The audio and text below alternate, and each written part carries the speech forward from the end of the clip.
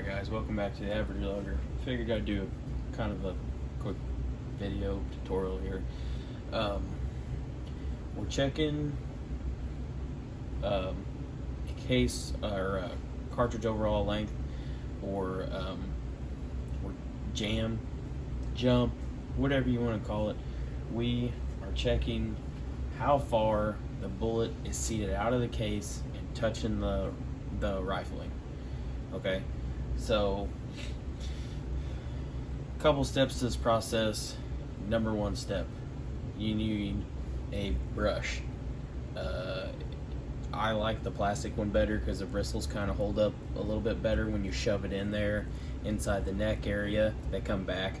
Otherwise, you end up with something that looks kind of like that, where it gets all cone shaped. So plastic one works pretty good.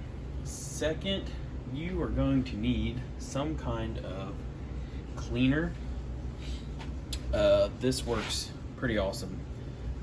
There for a while I was using, I think, Q-Max makes a version of this, and I was using that, but this also works just as great.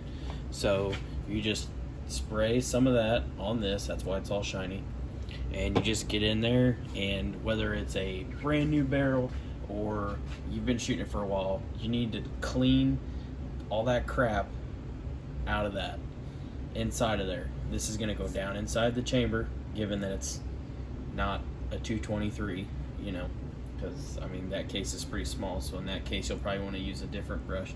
This is a 20 gauge brush, so you'll probably want to use something smaller, like probably like a 9mm brush or something. That'd probably work a little bit better. You're just gonna put this down in the chamber. You're just gonna work it back and forth. You're gonna try to cut all that stuff out, pull it out, spray it, stick it back in there, give it a little bit more, and then you're gonna get you some decent size patches like this, and you're just gonna put it on the end of that. You're gonna stick it back in there, and you're gonna wipe everything off that you broke loose in there. As you can see, this is my first patch that I pulled out of there.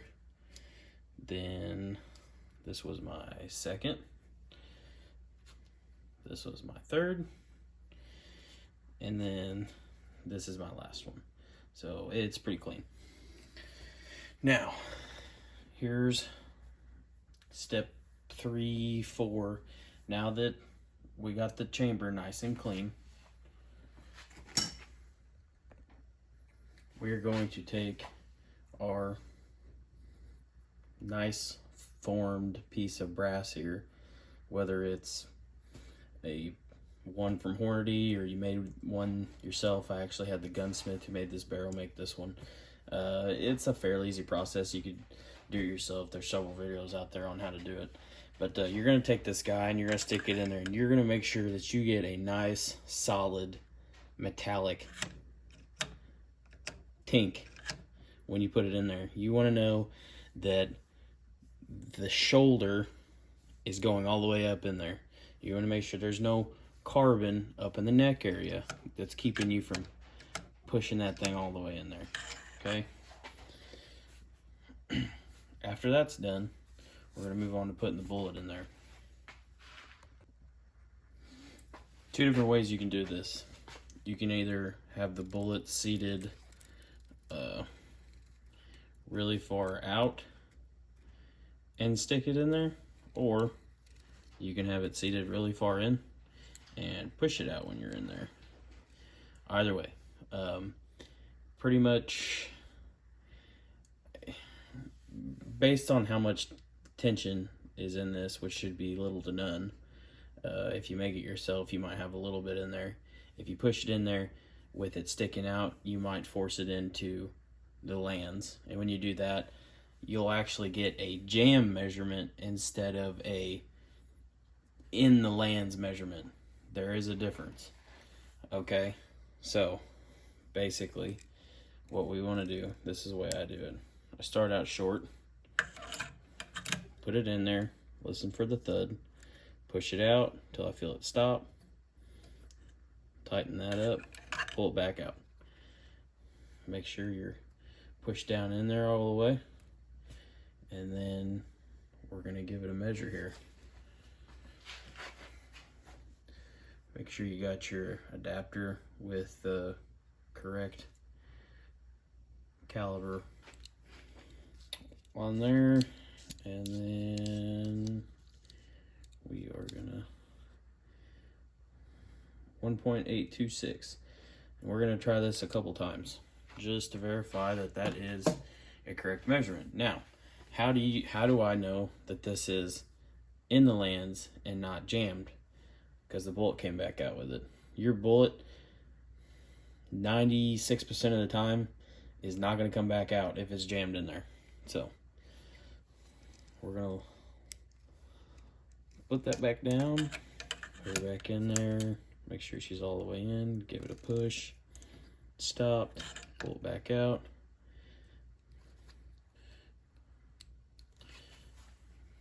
And you can, just to make sure, because sometimes when you do pull it out, it'll actually pull the bullet a little bit. So you can make sure that you got it pushed back up against the, I don't know, looks like piano cord, or piano string, piano cord, something like that. That's what it looks like to me. There we are again. Same measurement we were at before. We'll check her one more time. Verification run. This time we can try the other method. We're gonna pull it way out. Okay, you can visibly tell that it's way longer. Push it in there. Make sure that's where it needs to be. Tighten it up, pull it out. Okay, we're gonna make sure it's seated all the way to where we put this out on the stop. So it's gonna sit down on there and press up against that inside of there.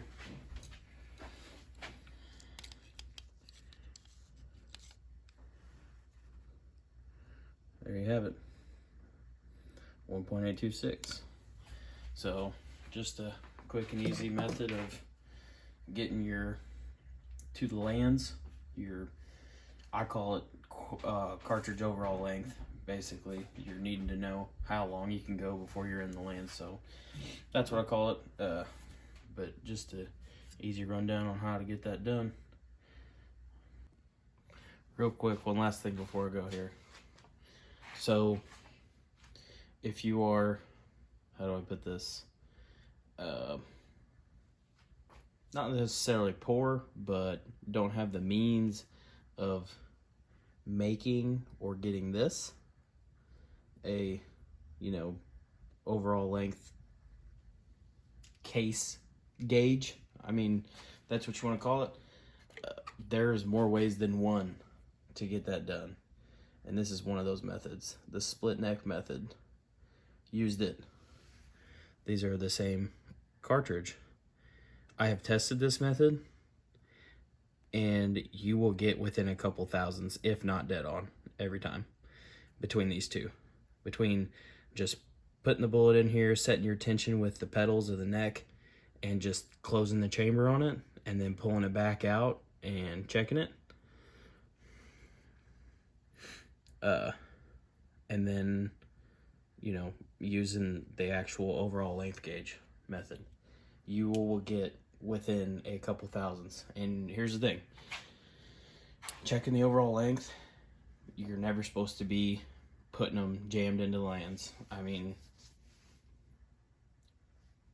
we won't specifically call out this cartridge. That's a dasher. I form it from BR brass. Okay, that's a different story. We're not talking about that. But this method right here, you don't want to be jammed into the lands. Always triple, quadruple check your measurements. Make sure what you're getting is the same every time or close to it, within a thousandth or two. And then load 8 to 10 thousandths off. Don't jam, because bad things can happen. Obviously, when you get into weirder stuff, you can be safe with stuff like that, but as far as this goes, be safe, load out of the lands, give a little jump. But this method right here, the poor man's method, if you want to say it that way, it works just as fine as this one, you know. So all right, thanks for watching. Catch you guys later.